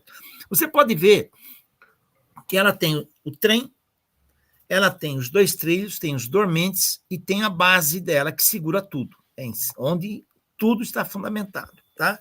É o princípio unificador. Igreja, vamos comparar como a locomotiva. Só que como locomotiva precisa planejar a sua vida, precisa ter estrutura, atividades e eventos. Isso é a parte institucional, tá? Então, estão aí os dormentes que vão fazer esse papel. Sempre é um planejamento. Deus criou o mundo dentro de uma sequência, um planejamento.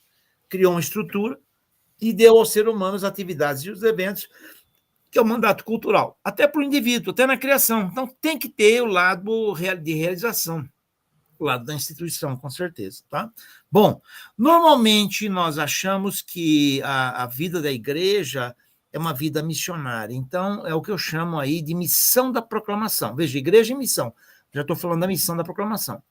E muitos de nós acham que a igreja tem que fazer só isso e acabou, ela cumpre o seu papel. Leva pessoas a Cristo, as pessoas aceitam a Cristo, para que elas possam dominicalmente estarem juntas para levarem outras pessoas a Cristo durante a semana.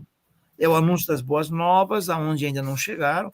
Aí envolve atuação missionária, plantação de igrejas, evangelização, testemunha, assim por diante. Ora, o crente que não tem o dom de missionário ou evangelista, o que ele faz? Ele é convidado a dar a oferta missionária, limpa a sua consciência, está resolvida a sua vida. Tá? E toca o barco para frente. Vai viver a vida durante a semana e cuidar da sua vida. Tá, mas espera um pouquinho. Está faltando uma coisa aqui, né? Antes de ir para o outro trilho. Para ir para outro trilho, eu tenho que saber o que dá suporte para tudo isso. Aí entra a Missio Dei, a missão de Deus, que é o tema ou núcleo unificador. A missão de Deus, o que é? No latim chamamos Missio Dei. Fundamento para a missão sobre a qual tudo é construído. É a história de Deus da qual a igreja e nós fazemos parte. Normalmente, nós queremos que Deus faça parte da nossa história. Só que todo o Novo Testamento mostra o inverso. É a nossa vida que faz parte da história de Deus. A partir desse momento, a pergunta é: como eu faço para cumprir a Missio Dei como igreja? Bom, missão pela proclamação, está? O Novo Testamento tem isso. Excelente. Mas e o outro trilho? Porque se tiver só um trilho, a viagem para. O outro trilho é a missão da presença, onde cristãos na vida pública atuam como tradução, vitrine do reino de Deus, tendo uma ética que responde aos dilemas do mundo, a amizade e generosidade, onde o cristão é sal, luz e embaixadores. Então, nós temos aí os dois trilhos. Nós trabalhamos na missão de proclamação. Por que muitas vezes dizemos a igreja não testemunha, os crentes eles são rebeldes? Porque falta a missão da presença. Presença na comunidade, presença no seu lar, presença na sua vida e presença no mundo. Então, aqui entra o campo da ética, com certeza, para formar a vida desse cristão. Mas não para aí, vamos avançar. Tá? Então, todos os cristãos são enviados. Pega no Novo Testamento dizendo que só alguns são enviados, todos. Jesus disse, assim como o Pai me enviou, eu envio vocês todos. Percebe? Então, todos os crentes são enviados, alguns como testemunhas, mas todos que têm os seus dons, têm talentos, e a vida pessoal e pública. Alguns têm o seu dom na atuação missionária, ou o dom do apóstolo, como está no Novo Testamento, transliteração do grego, ou vai trabalhar com plantação de igreja, evangelização, no pastoreio, outros vão trabalhar no ensino, etc, etc. Outros vão ser engenheiros com seus talentos, médicos, motoristas e etc, pedreiros e assim por diante. Mas todos estão envolvidos. A isso eu chamo de dimensão missional. Por isso que eu uso a palavra, o adjetivo missional. A dimensão missional, ela envolve missão da proclamação, missão da presença, todos os crentes envolvidos. Então, aqui você tem todo o processo de trabalho. Você não tem só um lado, você tem todo o processo. Então, aqui é a vida cristã vivida em tempo integral. Percebe? E aí eu tenho a igreja em missão, como comunidade, povo de contraste, vitrine, tradução do reino, diante do mundo, vivendo a Missio Dei. Aí, se eu, como igreja, vou só pensar na estrutura, no programa e na proclamação, não estou cumprindo. Você vê, o meu trabalho sempre vai mostrando o que está faltando. É necessário avançar um pouquinho mais, entendeu? Para compreender esse papel da Bíblia. Agora, o que eu falo? Falei para vocês do Ed Stetzer. Há um livro dele traduzido em português em que ele diz: eu vivo uma vida missional, eu vivo uma vida moldada pela missão de Deus e não pela minha missão. Aí eu criei uma frase que diz assim: a partir da minha conversão, normalmente ele diz, a partir da conversão você vai frequentar aqui do domingo, você vai dar contribuição, vai ter um cargo, obedeça, etc. Peraí. A partir da minha conversão, o meu projeto de vida é agora o projeto da Missio Dei. E eu me entrego como ferramenta de Deus para que ele, em sua missão de restaurar toda a criação, inclusive o indivíduo, me tenha como seu instrumento. Aí temos o tripé missional, que eu vou mostrar já. Então, o que eu quero dizer? O meu projeto de vida muda. Mudou o meu sistema operacional, agora foi atualizado. Voltou ao plano da criação. Então, agora que eu sou médico, como é que eu vou fazer? Como é que eu faço uma sutura a partir da Missio Dei? Não, peraí. Como é que eu faço aquela sutura como um agente da Missio Dei? Vou fazer da melhor maneira possível, vou tratar os meus pacientes da melhor maneira possível, vou enfrentar dilemas sérios na mercantilização da medicina, como engenheiro, como político, como juiz, como motorista de Uber, como pedreiro, seja como for. A partir daí, o meu projeto de vida é agora do projeto da Missio Dei. E aí entra o tripé. Normalmente, nós dizemos que a ênfase geral é verbalizar e ocupar. É falar, pregar, anunciar, evangelizar, fazer missões, ter estruturas, programas, eventos, tempo e domingo. Peraí. Tudo bem, verbalização está aí. Mas também está o viver o evangelho no cotidiano, expressando os valores do reino. Ter uma vida transformada. Zaqueu, assim que aceitou o evangelho, já mudou, já teve uma mudança de caráter. E aí entra o tripé missional. Você tira um deles, cai o tripé. Se nós focalizamos muito, tá? Se nós focalizamos muito, ou pregar, ou verbalizar, e esquecemos do viver e do ser, não temos mensagem para apresentar ao mundo, Armando. Por isso que o mundo não nos quer ouvir. Entendeu? Então é anunciar verbalmente, mais viver concreto e responsivamente e ser realmente. Você entendeu? Então temos uma ação de transformação de vida para mostrar ao mundo uma vida transformada. E aí eu já vou encerrando. No livro que vocês devem ler, deve estar esgotado, mas a Vida Nova eu já pedi para publicar no digital, já está no digital, eu vou mostrar no final, a Igreja Missional na Bíblia, do Michael Gorin, na página 41. Ele mostra 3 setas e 3 palavras em inglês. Eu reescrevi isso, aprofundei. Os 3 movimentos do povo de Deus. A pessoa se converte, nós dizemos, se prepara para o reino. Um dia Jesus vai vir. Se cuida, o máximo que você puder. Sofrimento, a vida, etc, etc. Só que esquecemos de voltar. Para Deus não tem atalho. Então, vou voltar à criação, vou resistir à minha vida. Como a gente rebobinava a fita de VHS, eu vou rebobinar meu projeto de vida. E agora vai regravar, que se alguém está em Cristo, a nova criação. É um backward, um volta para trás. É um resistir. Aí tem significado a minha salvação. Assumindo os valores do reino, do plano da criação, e esperançando, avançando o nosso destino, projetando o futuro. Só que isso é uma vida interna, na minha igreja, no meu povo, comigo mesmo. Deus me coloca no mundo, rogo, Pai, não que os tires do mundo. Eu vou viver os valores do plano da criação. Engajamento em direção ao mundo.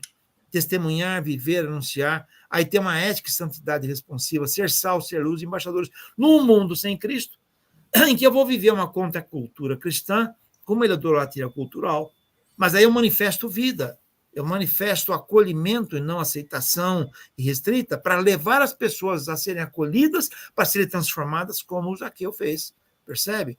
E aí é uma sociedade atrativa e de contraste que a igreja se transforma, percebe? Então, o que eu quero dizer com tudo isso, na realidade, é que nós precisamos recuperar essa ferrovia que Deus criou, minha ilustração aí, né? Para que nós tenhamos condições de reposicionar a igreja, parte em si de alguns princípios da reforma, como já citei aqui. Nós vamos redescobrir na Bíblia, sola Escritura, todo esse nosso papel que nós temos que seguir aqui, você entendeu? Então, esse é o desafio. Uma única pergunta em relação ao esquema que o senhor mostrou.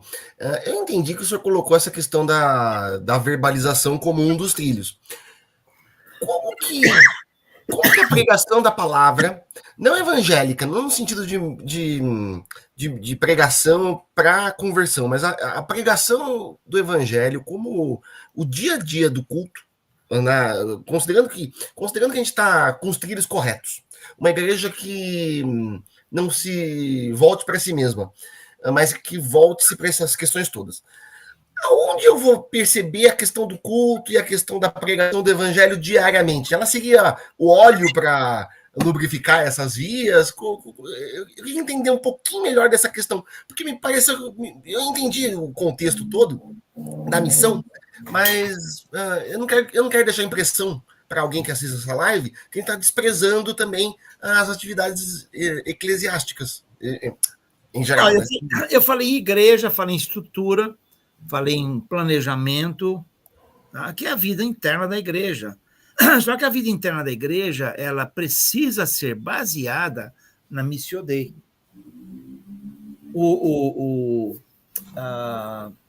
Chris Wright, no seu livro sobre a missão de Deus, e no outro livro que ele tem, ele fala que, na realidade, a igreja não tem uma missão dela. Deus é que tem a missão e ele chama a igreja para cumprir essa missão, que é tanto proclamar o evangelho quanto viver o evangelho. A partir do momento que eu, como igreja, tenho vida Eu estou falando agora como igreja, como membros da igreja. Eu tenho vida transformada. O meu projeto de vida agora é o projeto da Missio Dei. Eu vou refletir isso no meu trabalho, no meu emprego. Eu vou ser testemunha de Jesus. Eu era cego, agora vejo. Não posso deixar de falar daquilo que tenho visto e ouvido. Tem pessoas que são chamadas por Deus para agirem, chamamos de missionários, pode se chamar também do dom de apóstolo, que é a transliteração do grego, para evangelizar, para plantar igrejas dentro e fora do país, né? Então vão cumprir esse papel, que é uma parte da missão da proclamação. E eu, como testemunha de Cristo, também vou cumprir esse papel da missão da proclamação, com a minha vida, com palavras, mostrando como Deus tem transformado a minha vida, mas vou viver na vida pública. O missionário vai viver na vida pública. Então, os dois trilhos funcionam para tanto plantação de igreja, quanto para a vida pública. Os dois trilhos funcionam tanto para a minha vida de testemunho, quanto para a minha vida de... Armando, não vai deixar de ter o culto dominical, não vai deixar de ter a estrutura, não vai deixar de ter os meios de graça, não vai deixar de ter. A diferença é qual? Que nós seremos testemunho daremos testemunho lá fora no nosso dia a dia. Também. O que falta muito nisso. Hoje nós temos muito crente agente secreto. Chega domingo, ele vai lá, todo mundo, uau, é um presbítero, meu, ele nem toca o chão de tão santo que é. Só que lá fora ele é um carrasco. Não, sim, a minha preocupação é só no sentido de que de como pensar essas coisas, sem que, por exemplo, quando você tem uma exposição bíblica, numa igreja em que você tem um culto bíblico, todo versículo, eu não consigo perceber como que cada versículo bíblico vai, toda pregação ela pode estar alinhada com esses princípios da missão de Deus. Mas eu só não quero colocar essa questão de como se fosse necessário a cada fim de semana, a cada reunião dominical, a cada pregação, pensar isso tão estruturadamente. Não, mas isso aí não é estrutura, isso é estilo de vida, isso é estilo de vivência da igreja. Um dia, conversando isso com um pastor amigo meu, já há muito tempo na igreja dele, ele falou que estrutura eu preciso criar para desenvolver esse projeto de vivência missional, da dimensão missional. Você não precisa desenvolver estrutura, entendeu? O que você precisa é mudar o estilo, mudar os focos. A partir do momento que eu tenho a missão da presença, eu vou ter que fortalecer o púlpito, vou fortalecer os pequenos grupos da igreja, célula, seja lá o que você tem, fortalecer o ensino da igreja para capacitar esse cristão a ser sal e luz do mundo. Como hoje não enfatizamos muito a missão da presença, você não investe muito nisso. Quem faz a agenda do sermão? Às vezes é o pastor, às vezes, sei lá, uma igreja que escolhe, mas você não segue a formação do cristão. Vou te dar um exemplo, tá? Eu fui pastor numa igreja onde tínhamos 50 médicos, uma igreja de 700, quase 800 membros. Tá? Aí, um médico amigo meu, ele um dia disse assim, não lá nessa igreja, foi mais recentemente, ele disse assim, o chefe clínico do hospital me ligou e ele disse que eu não estou fazendo muita cirurgia. Eu disse, não, é que meus pacientes não estão precisando. O chefe clínico respondeu, pois é, mas você tem de cumprir metas. Como é que eu ensino um médico desse cristão a agir num ambiente insalubre desse do ponto de vista moral, onde ele mercantilizou a medicina, tornou o corpo em mercadoria, percebe? O mesmo advogado, há poucos dias eu estava junto com o pessoal da área jurídica, dando um curso introdutório de bioética, e um advogado da área criminalista veio conversar comigo. Eu perguntei, como é que você pode ser criminalista como cristão quando você tem um cliente que cometeu crime e apresenta testemunhas forjadas? Mas isso é muito complicado. Eu falei, complicado em que sentido? Você não trabalha com verdade ou mentira? Ou você está falando para mim que porque ele é cliente vale tudo? Ele saiu em crise de lá. Essa é a verdade, você percebe? Então, aí eu vou ter que trabalhar na igreja com grupos operativos que vão se reunir, isso no meu livro do Jeitinho, na edição atual do trabalho. Se você quiser ganhar o livro do Jeitinho, também escreve para mim. Então, o que vai acontecer? Eu vou ter que trabalhar. Hoje, não. O fulano vai, aceita Jesus, aceita lá, sei lá, as 4 leis espirituais, ou 5 passos para a felicidade, ele vai contribuir, vai frequentar os domingos, durante a semana ele se vira. Você percebe? Então, com essa visão, ela integraliza a vida. E aí tem a missão da presença. Onde é a minha presença? Minha presença é no mundo. Rogo não que os tires do mundo. E aí a gente fala, não, porque você tem que evangelizar. Sim, com certeza, mas é um trilho, eu preciso dos dois. Uhum. Não vai mudar a vida da igreja, o culto vai acontecer porque é a festa do povo de Deus na adoração. Nós vamos nos encontrar. Percebe? Só que o culto, ele é resultado de uma vida desenvolvida durante a semana. Romanos 12:1, né? Entregar os corpos sacrifício vivo. Essa é a adoração racional. Nós queremos uma adoração litúrgica lá missa evangélica, praticando o ritual. Percebe? Aí o crente do sofá descobriu que não precisa de templo, ele ficou confortavelmente em casa. Ele dessacralizou a missa evangélica. Desculpa a expressão. Sim. Entendeu? Então, o que eu quero dizer para você é que não tem como não continuar a vida da igreja. O que eu mostrei é a base. A festa vai continuar dentro do trem, meu amigo. A festa continua lá dentro do trem, não muda. Essa questão no judicial, pelo menos, a gente tem que orar muito pelos advogados cristãos.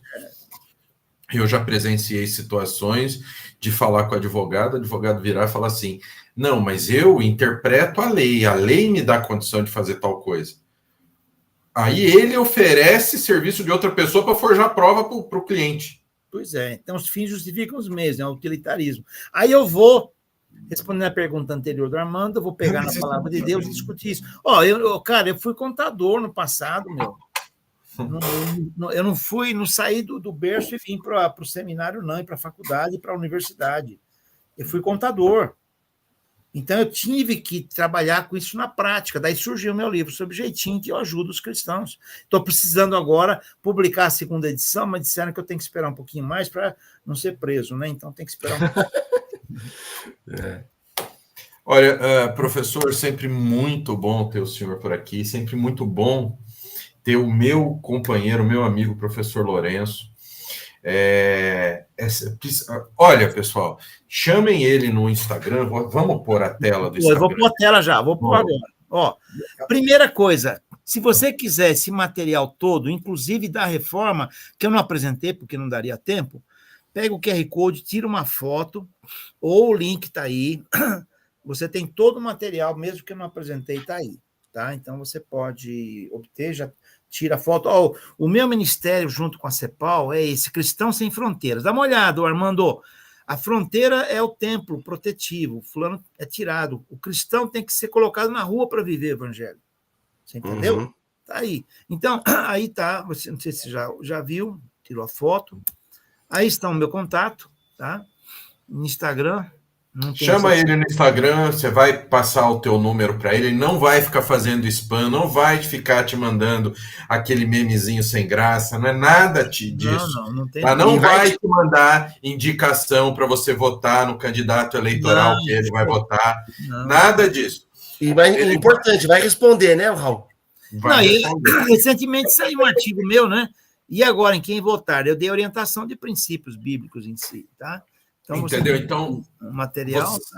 Você vai receber os artigos dele, são materiais muito bons, entendeu? A gente não tem que deixar o culto, a gente não tem que deixar os meios de graça, que é a pregação da palavra de Deus, o sermão de domingo lá do teu pastor, mas a igreja tem que ser mais do que isso.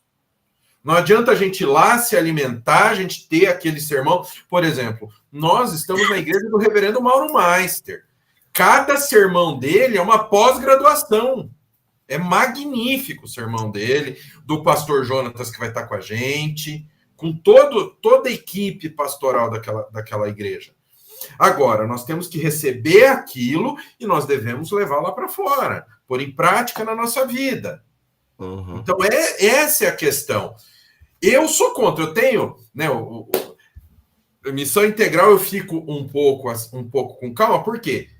Porque nós temos o culto, nós não vamos deixar o culto, nós não vamos falar que o domingo não é o dia do Senhor. Mas nós temos que entender que o Senhor disse para a gente ir e pregar o evangelho a toda criatura. Não adianta nada eu vir abrir a Bíblia para um ateu e o ateu ver que eu estou fazendo tudo pior que ele, que eu estou tendo uma vida que eu não estou nem aí para ninguém. A minha vida tem que refletir a Cristo. Cadê o termo que a igreja usa? Nós temos que ser embaixador de Cristo. Né? Cristo não ficava só, vou lá no templo, ficava só lá na frente do templo pregando. Não. Ele estava na casa, ele estava na rua, ele estava no tanque. Gente, o que ele fez com o cego, quando ele fez a argamassa no olho do rapaz, deu um tapa com luva de pelica nos doutores da lei, porque ele não podia fazer isso. Ele fez uma argamassa. Segundo os doutores da lei, ele estava descumprindo o sábado. Então, nós temos que ir e pregar o evangelho. Tem maluco que fala que esse ir de pregar o evangelho foi só para os apóstolos, que não é mais para a gente. Tem pastor falando que hoje nós temos que fechar a porta de entrada da igreja e abrir a porta de saída para as pessoas. Ou seja, quando diz fechar a porta da igreja, fechar a porta para aqueles que querem Cristo. Fechar a porta para as pessoas que procuram, que respondem à pregação. Isso é um absurdo. Sim. O pessoal que estava pedindo no chat os arquivos do professor Lourenço, o pessoal já teve acesso aqui aos e-mails, o QR Code é só mandar a solicitação, o professor vai ter a alegria de atender. Tá.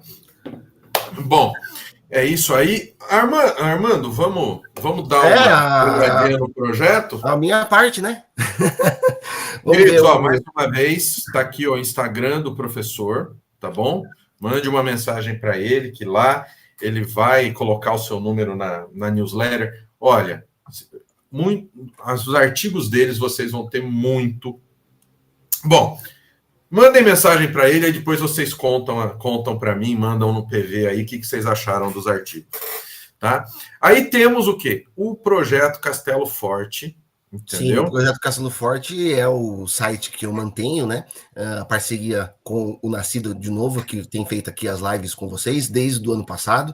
Já é o segundo ano que nós temos feito essa parceria com o Nascido. E hoje eu pedi para o Raul mostrar para vocês um pouquinho da página do projeto Castelo Forte, aonde nós temos textos traduzidos por nós de Martinho Lutero.